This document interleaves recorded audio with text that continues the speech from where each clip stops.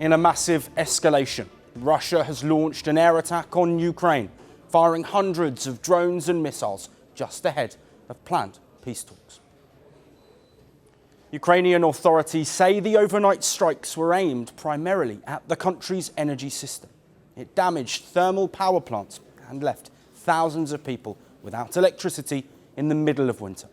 Ukraine's Air Force said Russia launched a total of 450 drones and more than 70 missiles in a single night. Most were intercepted, but several still hit targets across at least 24 locations, including residential areas and critical infrastructure. Emergency power outages were reported in parts of Kyiv. Other facilities were also damaged in Kharkiv, Dnipro, Vinnytsia and Odessa regions. In Zaporizhia, 2 18-year-olds were killed and at least 8 others were wounded. In Kharkiv, a strike on a densely populated neighborhood set an apartment building on fire, injuring several residents. In response, Ukrainian President Volodymyr Zelensky called for stronger international pressure on Russia. He said the strikes were a deliberate attempt to terrorize civilians during the coldest days of winter. We expect a response from the United States on the Russian strikes. It was America's proposal to stop strikes on energy infrastructure during diplomatic efforts in the cold winter period. This request was made personally by the President of the United States. We see that Russia responded to this request with a record use of ballistic weapons. Not even 4 days have passed from the week that Russia was asked to observe. This also says a lot about everything else Russia promises or may promise. If their word is not kept now, what can be expected later? Well, Russia has also accused Ukraine of carrying out deadly shelling in a Moscow-occupied town in southern Ukraine. Kremlin-installed authorities said Ukrainian artillery fire hit the town early on Tuesday, killing 3 people and damaging civilian buildings. The attack came as US, Ukrainian and Russian representatives prepare for a new round of talks in the UAE. The White House said President Donald Trump was not surprised by Russia's attack. But today we've seen that Russia has launched some of the heaviest attacks this month. What's your reaction to that? Yeah, I spoke with the president about it this morning, and his reaction was unfortunately unsurprised. The latest attack comes after Trump on Monday said his administration may soon have positive news on efforts to end the war in Ukraine.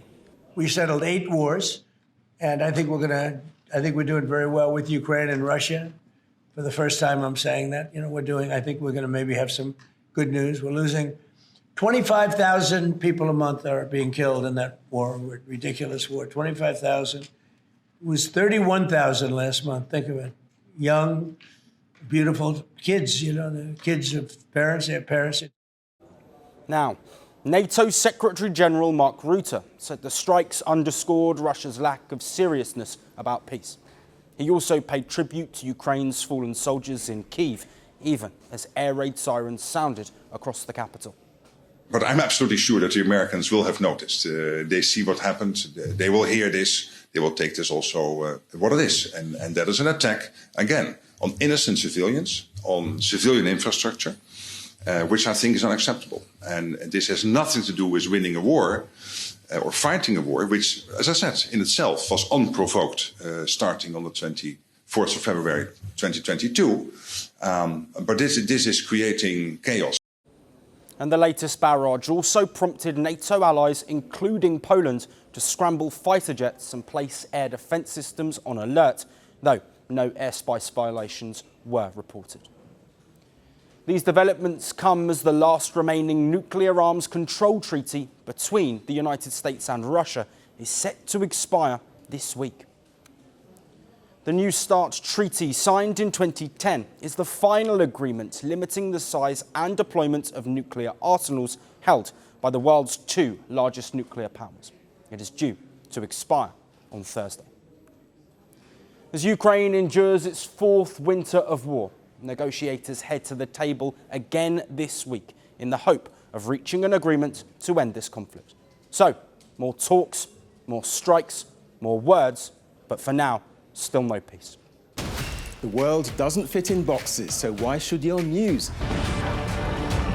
From battlefields to negotiation tables, from internet outrage to real-world injustice.